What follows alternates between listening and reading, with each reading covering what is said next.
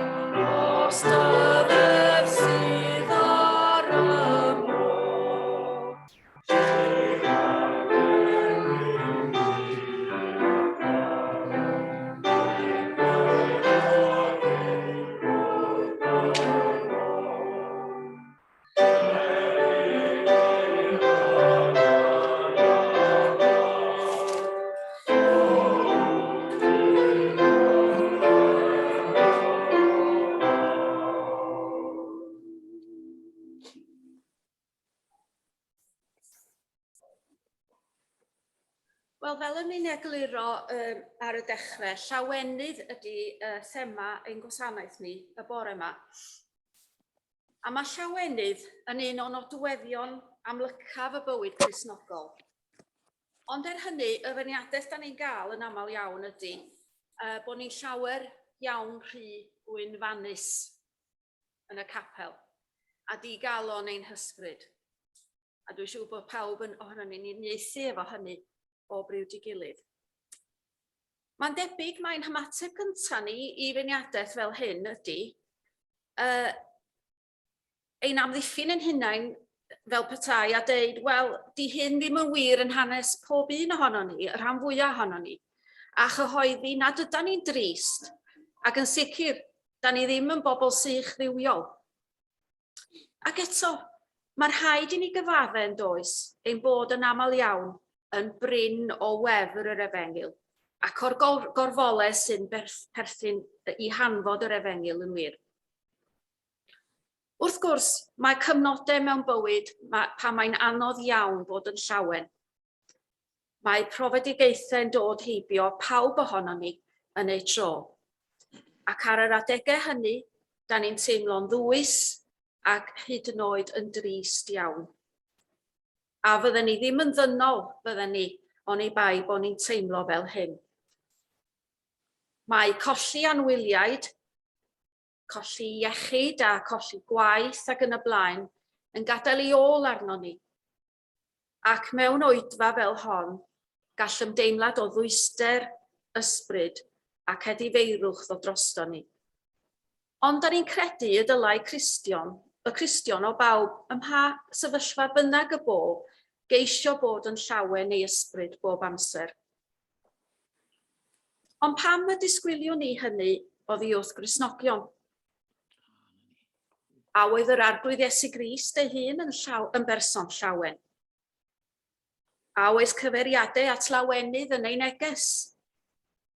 A dim bosib gorfoleddu mewn gorthrymderau fel y gwnaeth yr apostol Paul, a bod yn llawen mewn gwirionedd?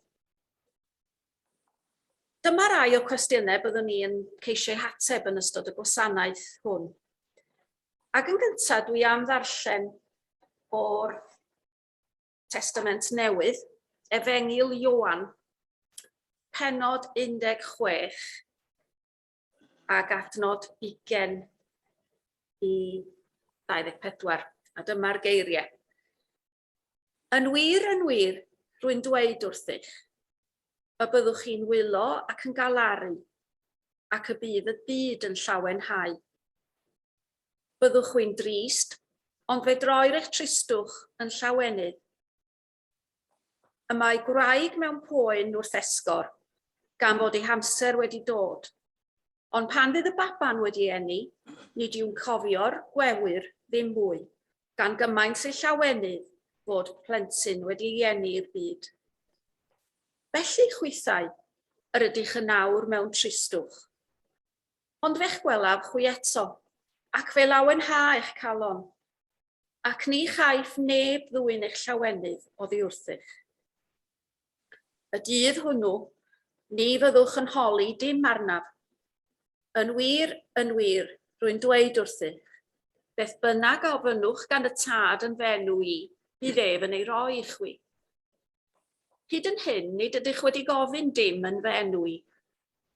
Gofynnwch ac fe gewch, ac felly bydd eich llawenydd yn gyflawn. Felly dyna eiriau o Efengil Ioan, a wedyn da ni'n troi wedyn at Filipiaid, pennod 4, chydig adnodau o Filipiaid, pennod 4. Llawenhewch yn yr arglwydd bob amser, fe dywedaf eto, llawenhewch. Bydded eich ynawsedd yn hysbys i bob dyn, y mae'r arglwydd yn agos. Peidiwch â phryderu am ddim, ond ym mhob peth gwneler eich deisyfiadau yn hysbys i Dduw drwy weddi ac ymbil, ynghyd â diolchgarwch. A bydd tangnefedd Duw sydd goruwch pob deall yn gwarchod dros eich calonnau a'ch meddyliau yng Nghrist Iesu. Bellach, gyfeillion, beth bynnag sydd yn wir, beth bynnag sydd yn anrydeddus, beth bynnag sydd yn gyfiawn a ffyr, beth bynnag sydd yn hawddgar a chanoladwy, pob rhinwedd a phopeth yn heiddi clod, myfyriwch ar y pethau hyn. Y pethau yr ydych wedi dysgu a'i derbyn, ei clywed a'i gweled. Yno fi, gwnewch yr rhain, a bydd Duw'r tangnefedd gyda chwi. Bod i Dduw fendithio ei air i ni y bore yma. A da ni am ganu rwan ein hael emyn, sef 797. 797. O'r fath newid rhyfeddol a wnaed yno fi, daeth Iesu i'm calon i ddyw. Torodd gwawr ar fy enaid a tebwyd fy nghri, daeth Iesu i'm calon i ddyw. Collodd angau ei fraw, y mae golain y glyn, daeth Iesu i'm calon i ddyw. Y mae'r llwybr i'r ddinas dragwyddol yn wyn, daeth Iesu i'm calon i ddyw. Daeth Iesu i'm calon i ddyw, daeth Iesu i'm calon i ddyw. Cwyd Llawenydd fy mron, megis ton ar ôl ton, daeth Iesu i'm calon i ddyw. Emyn 797.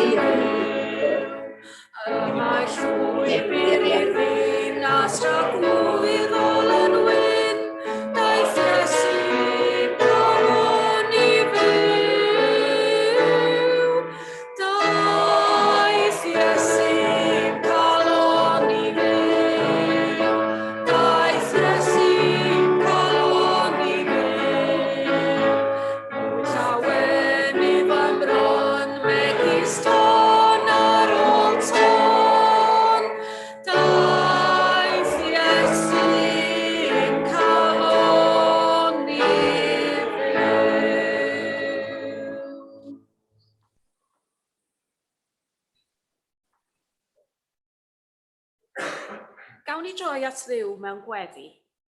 Gweddiwn.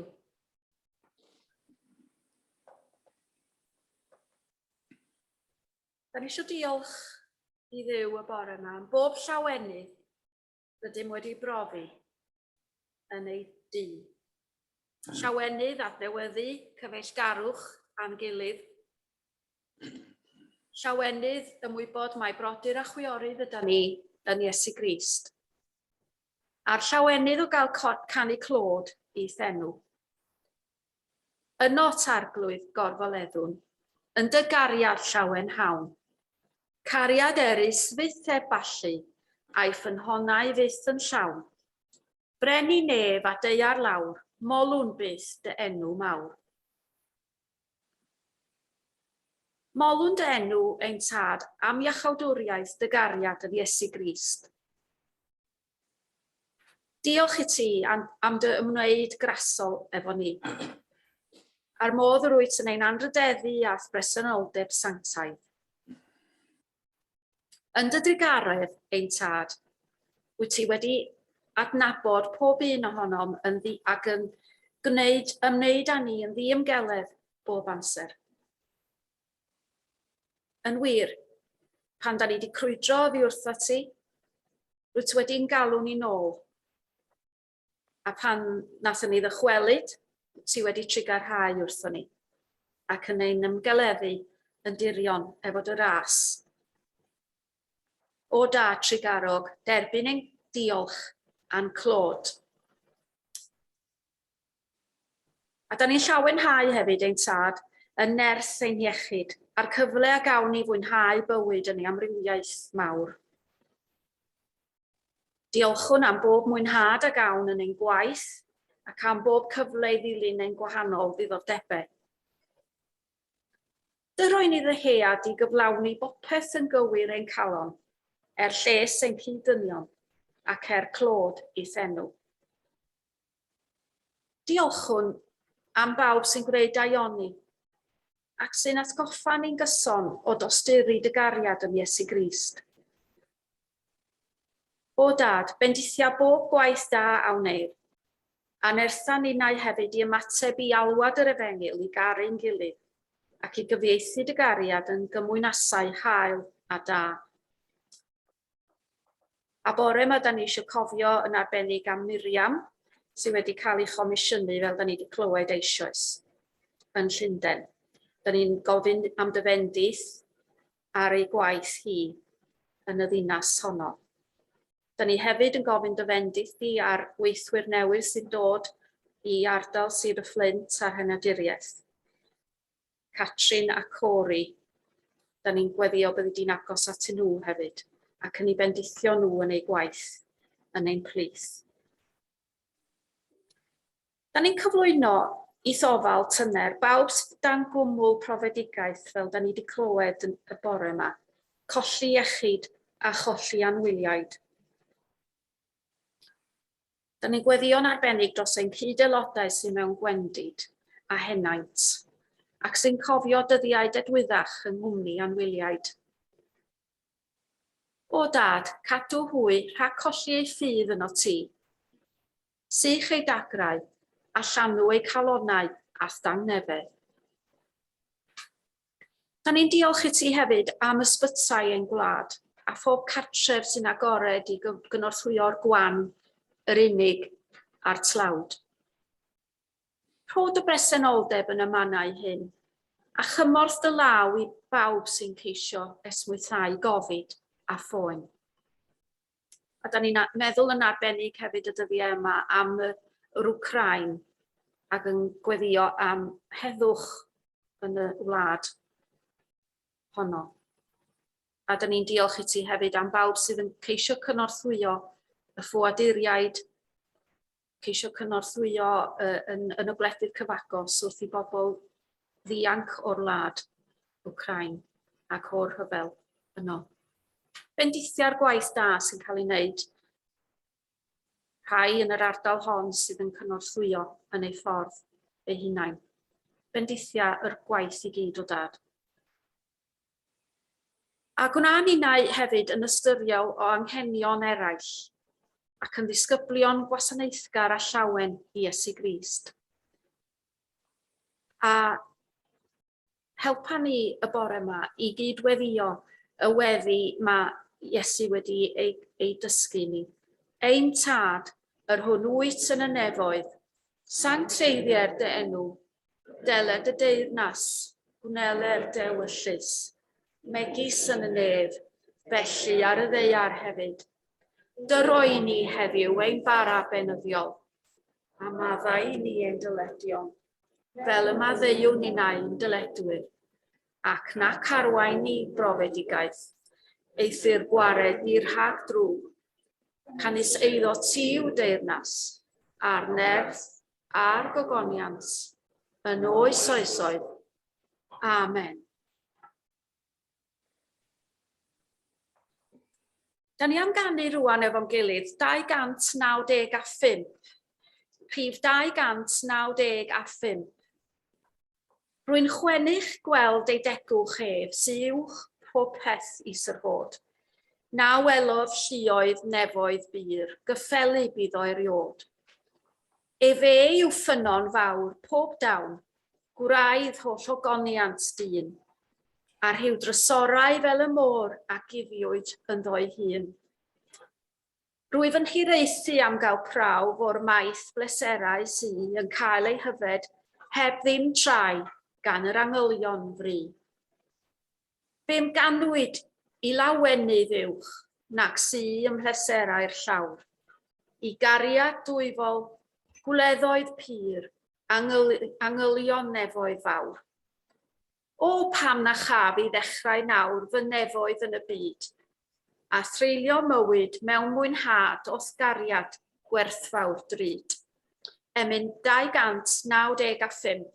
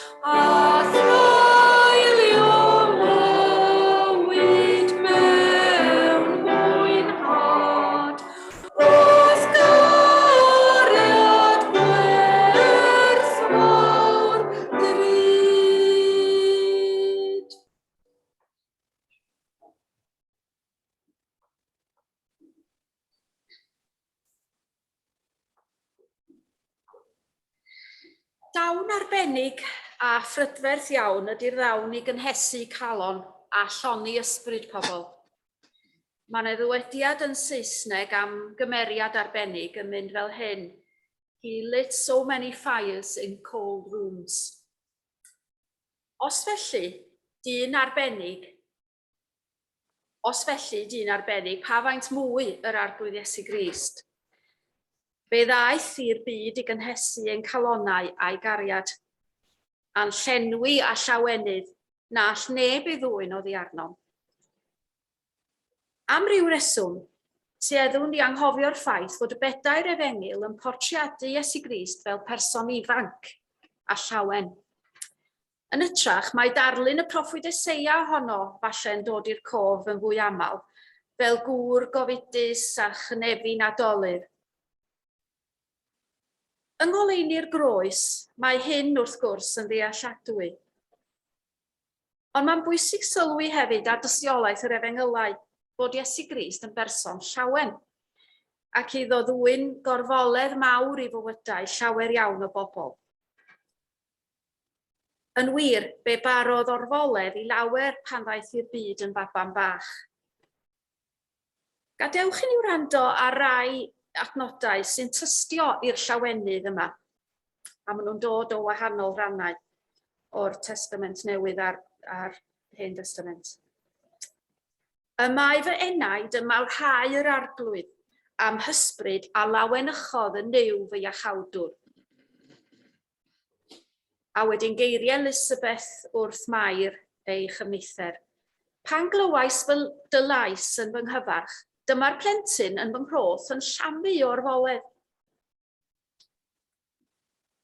Dychwelodd y bugeiliaid gan foli ac ogoneddu Duw am yr holl bethau a glwsant ac a welsant, yn union fel y llefarwyd wrthynt. A phan welsant y seren, roeddent yn llawen dros ben. Ond pam meddech chi y fath lawenydd a gorfoledd?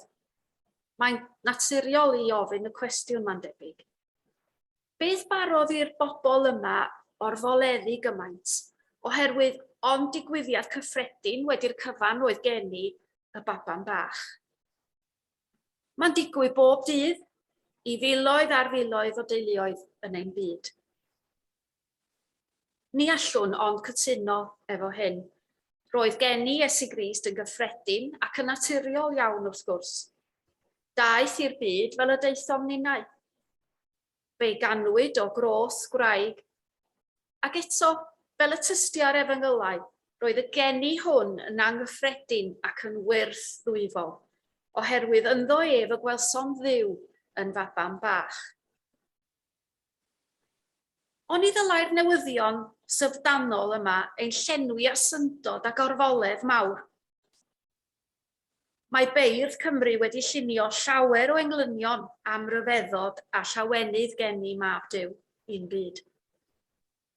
Dyma yw byrdwn englyn Arfon Williams, sy'n mynegu teimladau mair wrth syllu ar ei chyntaf anedig yn ei breichiau. Heno, datgelwyd i minnau, pa ham y mae pen y bryniau, oll yn llawenhau. Mae'r achos yn fy mreichiau. Llawenydd a hef yw testun y prifar James Nicholas hefyd, yn ei englyn y gair yn y gwair yn gorwedd, a Duw wedi dod o'r diwedd, yna'r nefol orfoledd a ddaeth gan gyhoeddi hef. Yn ddiamheuaeth felly, mae llawenydd yn un o nodweddion pwysicaf ac amlycaf y bywyd Cristnogol. Ac onid felly ddylai o fod, gan ei fod yn tarddu o galon Duw ei hun, ac yn ffrydio allan yng nghalonnau y rhai sy'n credu yn ei fab Iesu Grist. Mae hyn i mi'n beth sy'n i ryddfan pen y bryn, droi'n gân i mi fel hyn, hosanna mwy. Ar un wedd, mae'n anodd esbonio pam fod marwolaeth Iesu Grist a ddigwyddodd gymaint o flynyddoedd yn ôl yn destun Llawenydd i ni heddiw. Mae'n haws cysylltu Llawenydd efo genedigaeth nac marwolaeth. Beth sy'n fwy naturiol na Llawenydd ar Aelwyd lle mae Pasg Bach wedi ei eni? Ond beth am farwolaeth? Sut y gallwn fel Cristnogion feiddio llawenhau wrth gofio marwolaeth Iesu Grist ac yn arbennig o gofio'r farwolaeth erchyll y gafodd, ar modd yr hoddwyd coron o ddrain ar ei ben a'i ladd ar groesben. Pa lawenydd sydd i'w gael yn hyn? Yn ddigwestiwn, mae marwolaeth Iesu Grist ar groes Calfaria yn ein atgoffa o hylltra ein pechodau ni, ac o'r natur fwystfilau sydd ym mhob un ohono. Fe ddylai'r ffaith iddi groesoelio y person mwyaf ar anwylaf a welodd ein byd erioed, ein tristau i'r eithaf, a pheri ni syrthio ar ein bai yn wir edifeiriol ein hysbryd. Ond mae na wedd arall i'r groes sy'n gysur diben draw i'r pechadur edifeiriol. Nid oes rhaid iddo aros yn ei ddagrau am byth. Pam? Wel, oherwydd fod croes Calfaria yn fan gwaredigaeth i bechaduriaid fel ni. Yn ei gariad di-ymollwng tuag atom, trodd Duw farwolaeth erchyll ei fab Iesu Grist ar Galfaria yn foddion meddyginiaeth, ac yn fan i bechadur i wneud ei nyth. Nid rhyfedd felly i'r emynydd ganu mewn gorfoledd. Does destun gwyw i'm can, ond cariad farglwydd glân a'i farwol glwy. Grifannau Calfari ac angau Iesu cu, i'w nghân am bywyd i, hosanna mwy. Da ni symud ymlaen yn ei myfyrdod ar lawenydd y bywyd Cristnogol. Y mae'r Cristion nid yn unig yn llawenhau y meddyginiaeth cariad ei waredwr ar groes Calfaria, ond hefyd y meddygoliaeth cariad ei waredwr ar bechod, angau a'r bedd. Yn yr Efengil yn ôl Ioan, cyfeirir at ymateb llawen y disgyblion wrth sylweddoli fod eu cyfaill Iesu yn dal yn fyw. A dyma'r hanes. Gyda'r nos, ar y dydd cyntaf hwnnw o'r wythnos, yr oedd y drysau wedi eu cloi lle roedd y disgyblion, oherwydd ei bod yn ofn i'r Iddewon. A dyma Iesu'n dod ac yn sefyll yn ei canol ac yn dweud wrthynt, tangnefedd i chi. Wedi deud hyn, dangosodd ei ddwylo a'i ystlys iddynt. Pan wylsant yr arglwydd, llawanychodd y disgyblion. Ydy mae'n anodd i ni am gyffred llawenydd y disgyblion, wrth sylweddoli fod eu cyfaill, y Crist croesoliedig marw, yn Grist atgyfodedig byw. Cyn y digwyddiad syfdanol hwn, roedd croesoelio eu cyfaill ar ben Calfaria wedi parlysu'r disgyblion efo ofn ac anobaith a thristwch mawr. Ond ym mhresenoldeb y Crist atgyfodedig byw, llanwyd hwy a llawenydd buddugoliaethus, ac a sicrwydd diymwad bod Iesu yn arglwydd bywyd a marwolaeth. Ar ddechrau ein gwasanaeth, mi nes I awgrymu ein bod yn llawer rhy drist ein agwedd a digalon ein hysbryd weithiau. Onid ydy ymddygiad o'r fath yn wadiad o neges sylfaenol ein ffydd fel Cristnogion.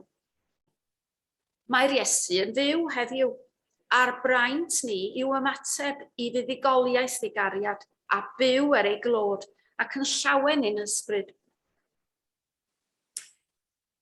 Un bore Sul yn y capel, mi o'n e bregethwr yn edrych mewn syndod ar wynebau digalon neu gynulleidfa. Ac wrth ei gweld yn ymateb mor swrth a di-wen, dywedodd wrthynt, os oes unrhyw lawenydd yn eich calon, rhowch wybod yn eich wynebau. Ie, gwers bwysig dwi'n credu, i ni hefyd heddiw. Gadewch i ni felly ddangos llawenydd yr Efengyl yn ein haddoliad ac yn ein bywydau, ac ymlawenhau yn person ein gwaredwr bendigedig Iesu Grist. A dyma eiriau Paul eto. Llawenhewch yn yr arglwydd bob amser, fe dywedaf eto, llawenhewch. Mwyn ei enw. Amen. A da ni'n mynd i ganu ein hemyn ola rwan. A'n hemyn ola ydy 535. 535. Does destun gwyw i'm can, ond cariad farglwydd glân a'i farwol glwy. Griddfannau Calfari ac angau Iesu ci, i'w nghân am bywyd i, hosanna mwy. Caniadau'r nefol gôr, sydd oll i'm harglwyddior, a'i ddwyfol glwy. Y brwydrau wedi troi, gelynion wedi ffoi, sy'n gwneud i'r dyrfa roi, hosanna mwy. O wirthiau gariad ef, ni all holl ddoniau'r nef, ei dirnad hwy. Mae hyn i mi'n beth syn i ryddfan pen y bryn, droi'n gan i mi fel hyn. Hosanna mwy. Emyn 535.